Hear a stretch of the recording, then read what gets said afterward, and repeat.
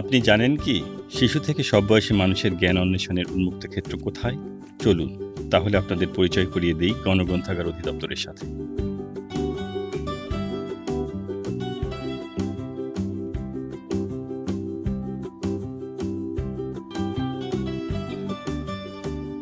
১৯৫৪ সালের ৫ ফেব্রুয়ারি ঢাকা বিশ্ববিদ্যালয়ের বুকে যাত্রা শুরু করেছিল কেন্দ্রীয় পাবলিক লাইব্রেরি। ১৯৮৩ সালে এসে সংস্কৃতি বিষয়ক মন্ত্রণালয়ের অধীনে পূর্ণাঙ্গ রূপ নেয় গণগ্রন্থাগার অধিদপ্তর।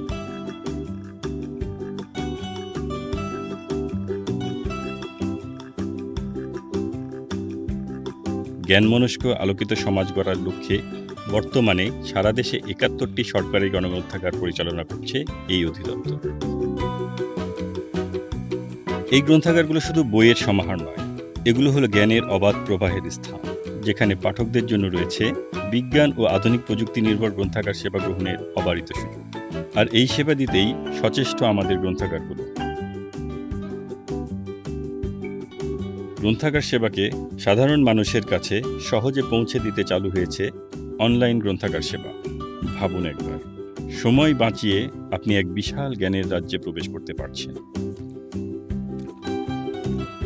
ঢাকার ব্যস্ততম এলাকা শাহবাগে ৩ একরেরও বেশি জায়গা জুড়ে বিস্তৃত গণগ্রন্থাগার অধিদপ্তর এবং সুফিয়া কামাল জাতীয় গণগ্রন্থাগার, যেখানে নির্মিত হচ্ছে দৃষ্টিনন্দন স্থাপত্য শৈলীর বিশ্বমানের আধুনিক গ্রন্থাগার। অসংখ্য পাঠকের পদচারণায় মুখরিত এই স্থান, যেখানকার প্রাঙ্গণ বিশুদ্ধ ও সুস্থ সংস্কৃতি চর্চার প্রাণকেন্দ্র।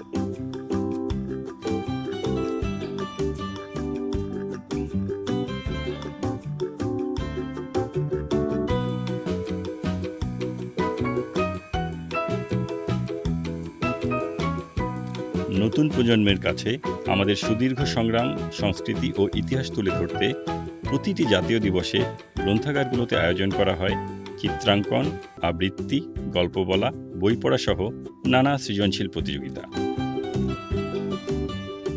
এসব আয়োজন শুধু মেধা ও মননের বিকাশ করে না, বরং আমাদের ইতিহাস ও ঐতিহ্যের সাথেও গভীরভাবে যুক্ত করে। তাই পরবর্তীতে যখনই আপনি কোনো গণগ্রন্থাগারের কাছাকাছি যাবেন, মনে রাখবেন, এটা শুধু বই পাঠের স্থান নয়, এটি হলো সমাজের অবিচ্ছেদ্য ক্ষেত্র, যা আপনাকে জ্ঞান ও প্রজ্ঞায় আলোকিত করতে সদা সচেষ্ট। জ্ঞান অন্বেষণের অবারিত সুযোগ গ্রহণে আপনাকে সাদর আমন্ত্রণ জানাচ্ছে গণগ্রন্থাগার। আসুন আমরা এই আমন্ত্রণে সাড়া দিয়ে মুক্ত বুদ্ধির চর্চার মাধ্যমে দেশকে সমৃদ্ধ করি। আপনার অপেক্ষায় গণগ্রন্থাগার। গণগ্রন্থাগার অধিদপ্তর, সংস্কৃতি বিষয়ক মন্ত্রণালয়।